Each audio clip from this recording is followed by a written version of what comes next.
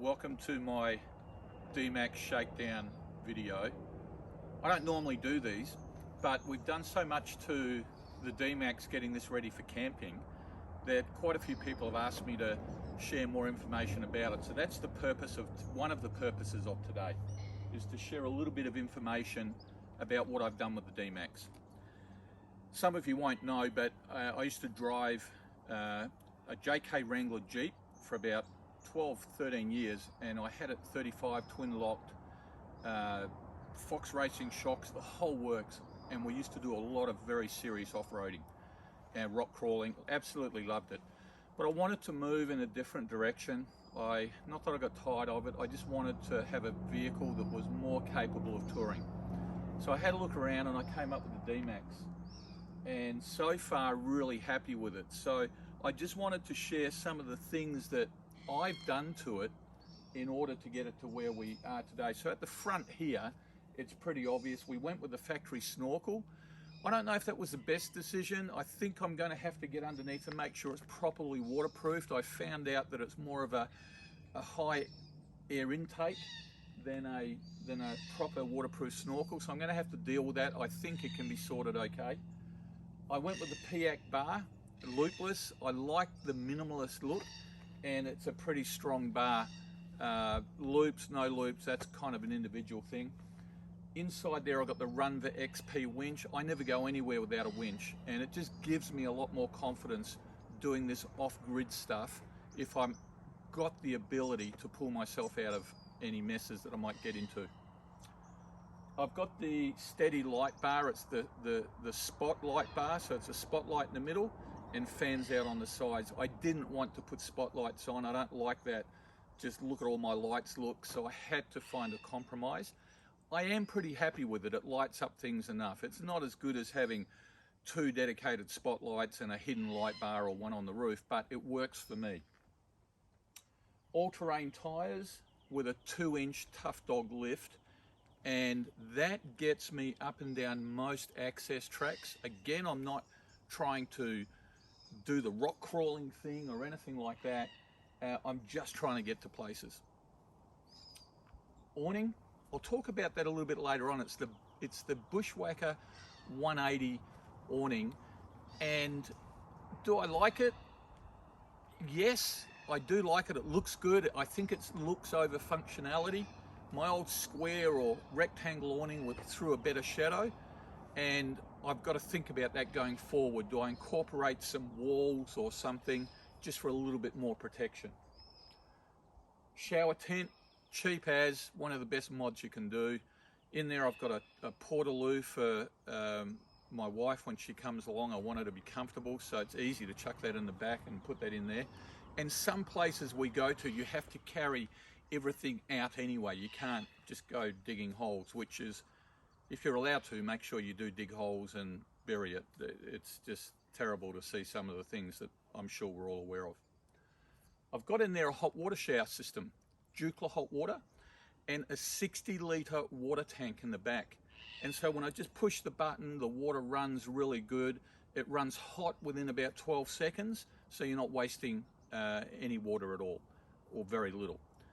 And 60 litres is enough to get us through a weekend if you want to shower, wash things down. It's just really good. Have to think about using it a little bit differently if we're here longer. But this is fresh water, well, fresh enough to use where I can run a hose into the lake with a filter and pump it up through the hot water system. So depending on where you're going, it's set up for regular use. In the back, I've got a Brass Monkey fridge because it fitted under the roller shutter. Is it the best fridge? Not as good as my Engel, but it works for these couple of days away. My Engel can go in the back seat with the seat lifted up if I really need something more solid. I've got a Volt dual battery system. Fantastic. It ran my Engel for 4 days without having to charge it.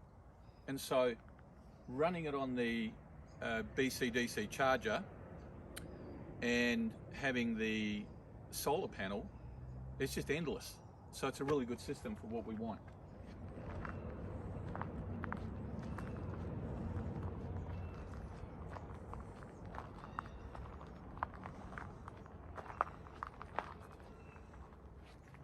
So at the back of the vehicle, like I say, I've got the fridge, just stuff that slides in and out, obviously the rooftop tent. Around this side, which I'll show you, I'll bring the camera around there later, but that's where the dual battery system is. And I put on a different roller shutter, so I got rid of the one with the sail plane because it just, like I said, it just stopped me doing so many things. And I replaced it with an aftermarket one, Bosco Auto roller shutter. It's waterproof, it locks, it's got lights on it, I've got lights inside the tray, so I can get pretty much everything I need to do a 2 or 3 day camp in here and just set up quite easily.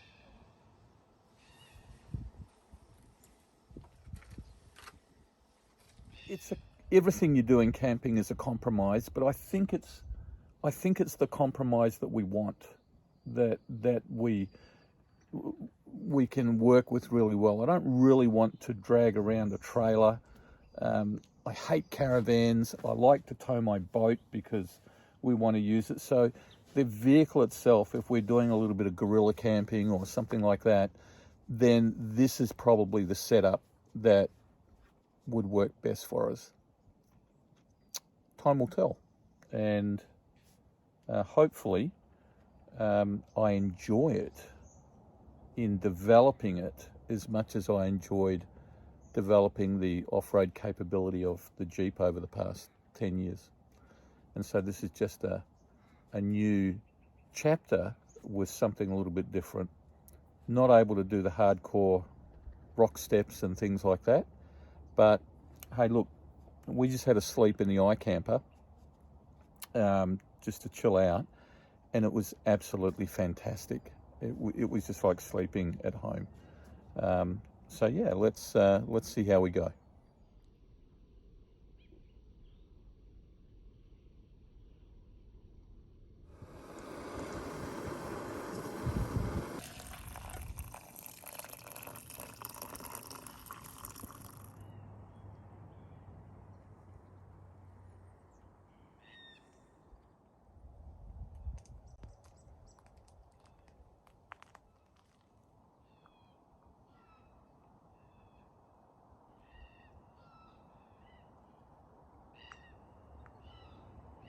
Anyway, if you like what you see, I'll just give you a bit of insight with JB Bunno. I did this channel years and years ago because we share outdoor adventures with my family who live all over Australia. And we ended up getting a bit of a following because of some of the videos we do. The off-roading, the underwater stuff. I love underwater photography. And so if you are interested in seeing some more content that's outdoors, I don't do a lot of talking. This is probably the most talking I've ever done in any of my videos. Then just like and subscribe, because I think we're going to do a lot more content out of the Dmax. Probably not as much as we do out of the boat and those adventures, but certainly we're going to balance it a bit more. So like and subscribe, and thanks for watching.